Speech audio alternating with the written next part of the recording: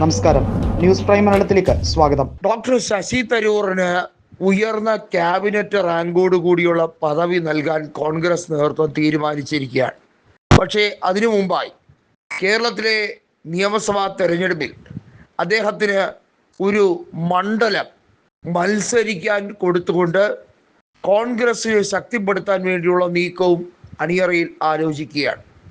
നിലവിൽ കേരളത്തിലെ 19 UDF എംപിമാരിൽ കോൺഗ്രസ് എംപിമാർക്ക് നിയമസഭാ സീറ്റിൽ മത്സരിക്കാൻ അനുവാദം കൊടുക്കരുത് എന്നതാണ് ശക്തമായ ആലോചന. എങ്കിൽ പോലും ഡോക്ടർ ശശി തരൂരിനെ പോലുള്ളവർക്ക് പരമാവധി അവരെ കൃത്യമായി തെരഞ്ഞെടുപ്പിൽ വേണ്ട വിധത്തിൽ ഉപയോഗിക്കേണ്ടത് അനിവാര്യമാണ് എന്നാണ് ഹൈക്കമാൻഡിന്റെ കണ്ടെത്തൽ.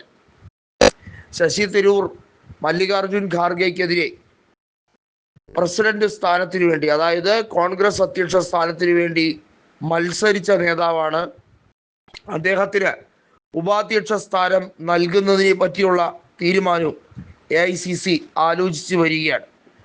കഴിഞ്ഞ 17 കൊല്ലത്തിൽ കൃത്യമായി ശശി തരൂർ കോൺഗ്രസ് നേതൃത്വവുമായി സഹകരിച്ച് മുന്നോട്ട് പോകുന്നത് മാത്രമല്ല, അദ്ദേഹം ഈ 17 കൊല്ലവും MP ആയിരുന്നു എന്നുള്ളതാണ്.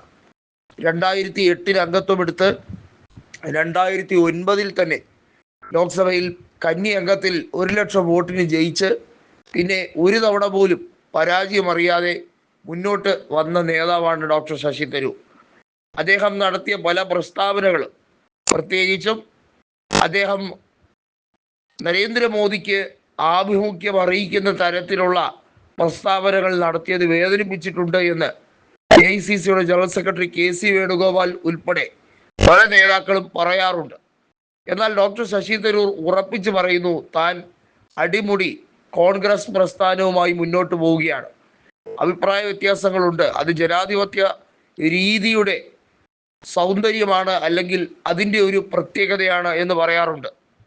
മാത്രമല്ല, താൻ ഒരു നെഹ്റുവിയൻ സോഷ്യലിസ്റ്റ് ആണെന്നും നെഹ്റുവിയൻ ആശയങ്ങളോട് തനിക്ക് പ്രതിബദ്ധതയുണ്ട്, എന്നാൽ ഒരിക്കലും അതിൻ്റെ ഒരു ആർഡന്റ് സപ്പോർട്ടർ അല്ല. എന്ന് പറഞ്ഞാൽ കണ്ണടച്ച് എല്ലാത്തിനെയും സപ്പോർട്ട് ചെയ്യുന്ന ഒരു നേതാവല്ല. പല കാര്യങ്ങളും നെഹ്റു പറഞ്ഞത് ശരിയാണ് എന്നതും, ഒരു സ്റ്റേറ്റ്സ്മാൻ എന്ന രീതിയിൽ നെഹ്റുവിൻ്റെ വിഷൻ അങ്ങേയറ്റം തനിക്ക് ഇൻസ്പയർ ആയിട്ടുണ്ടെന്നും ഡോക്ടർ ശശി തരൂർ പറയുന്നുണ്ട്.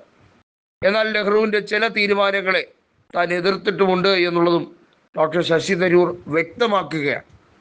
കോൺഗ്രസിൻ്റെ നേതൃത്വത്തിൻ്റെ മൂല്യങ്ങളെയും ആശയങ്ങളെയും എന്നും അദ്ദേഹം തൻ്റെ പുസ്തകങ്ങളിലൂടെ വിവരിച്ചിട്ടുണ്ട് എന്നുള്ളതാണ് സത്യം.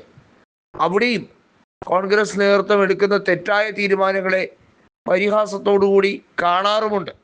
അത് സ്വാഭാവികമാണ്. പാർട്ടിക്കകത്തുണ്ടാകുന്ന പൊട്ടലും ചീറ്റലുകളും അത് പുറം ലോകം അറിയാത്ത കാര്യങ്ങളൊന്നുമല്ല. അത് ജനങ്ങൾ മനസ്സിലാക്കുന്നു, വിലയിരുത്തുന്നു, അതിനനുസരിച്ച് തിരിച്ചടിയും നൽകുന്നു. എന്നാൽ കാലത്തിനനുസരിച്ച മാറ്റങ്ങൾ ഉൾക്കൊണ്ട് മുന്നോട്ട് പോകണം എന്ന തരൂറിൻ്റെ നിലപാട് ഇപ്പോൾ ഏവരും സ്വീകരിക്കുകയാണ്.